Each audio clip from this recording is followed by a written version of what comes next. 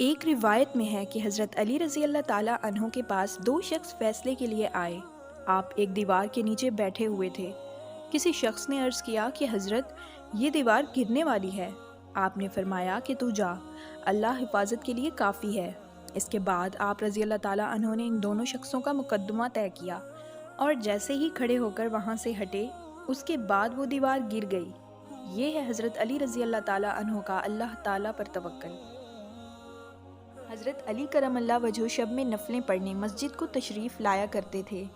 بعض حضرات نے ایک بار ان کو پہرا دیا۔ جب آپ نماز سے فراغت کے بعد باہر آئے اور ان لوگوں کو دیکھا تو پوچھا کہ آپ لوگ یہاں کیوں بیٹھے ہیں؟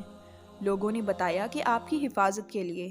حضرت علی رضی اللہ تعالیٰ عنہ نے پوچھا کہ آسمان والوں سے یا زمین والوں سے؟ لوگوں نے کہا کہ زمین والوں سے۔ یہ سن کر حضرت علی نے فرمایا کہ جب تک کسی بات کا فیصلہ آسمان میں نہیں ہو جاتا، اس وقت تک کوئی چیز زمین پر رونما نہیں ہوتی، اور فرمایا کہ بے شک حقیقت یہ ہے کہ ایمان کی لذت کوئی شخص اس وقت تک نہیں پا سکتا جب تک یہ یقین نہ کر لے کہ جو کچھ اچھا یا برا اسے پہنچا ہے وہ ہٹنے والا نہ تھا، اور جو اسے نہیں پہنچا وہ اسے پہنچنے والا نہیں تھا۔ مصر میں زمانہ جاہلیت سے یہ دستور چلا آ رہا تھا کہ جب بھی دریائے نیل ٹھہر جاتا تو ایک حسین اور خوبصورت لڑکی کو قتل کر کے دریا کے حوالے کر دیا جاتا، تو دریائے نیل پھر حسب معمول چل پڑتا۔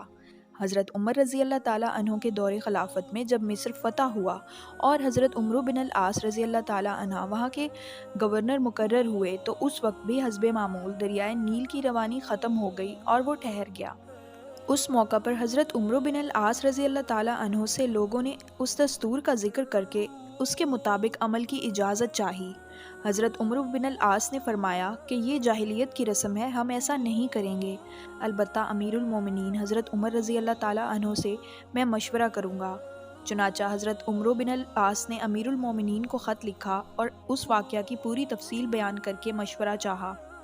امیر المومنین حضرت عمر رضی اللہ تعالیٰ عنہ نے اس کے جواب میں دریائے نیل کے نام ایک چٹھی روانہ فرمائی اور حضرت عمرو رضی اللہ تعالیٰ عنہ کو لکھا کہ وہ چٹھی دریائے نیل میں ڈال دیں۔ اس چٹھی کا مضمون یہ تھا کہ یہ اللہ کے بندے عمر کی طرف سے دریائے نیل کے نام، اما بعد، اگر تو اپنی طرف سے جاری ہوتا تھا تو مت جاری ہو، اور اگر اللہ واحد قہار نے تجھ کو جاری کیا تو ہم اسی سے سوال کرتے ہیں کہ وہ تجھ کو جاری کر دے۔ حضرت عمرو بن العاص نے یہ چٹھی دریائے نیل میں ڈال دی۔ ڈالنا ہی تھا کہ دریائے نیل خوب تیزی کے ساتھ رواں ہو گیا۔ حضرت سفینہ رضی اللہ تعالیٰ عنہ جو نبی اکرم صلی اللہ علیہ وآلہ وسلم کے خادم تھے، وہ ایک دفعہ روم کے علاقہ میں لشکر سے بھٹک گئے اور ایک جنگل میں لشکر کی تلاش میں تھے کہ سامنے سے ایک شیر آ گیا۔ حضرت سفینہ کہتے ہیں کہ میں نے اس سے کہا کہ اے ابو الحارث، یہ شیر کی کنیت ہے، میں رسول اللہ صلی اللہ علیہ وآلہ وسلم کا غلام اور خادم ہوں اور میں راستہ سے بھٹک گیا ہوں۔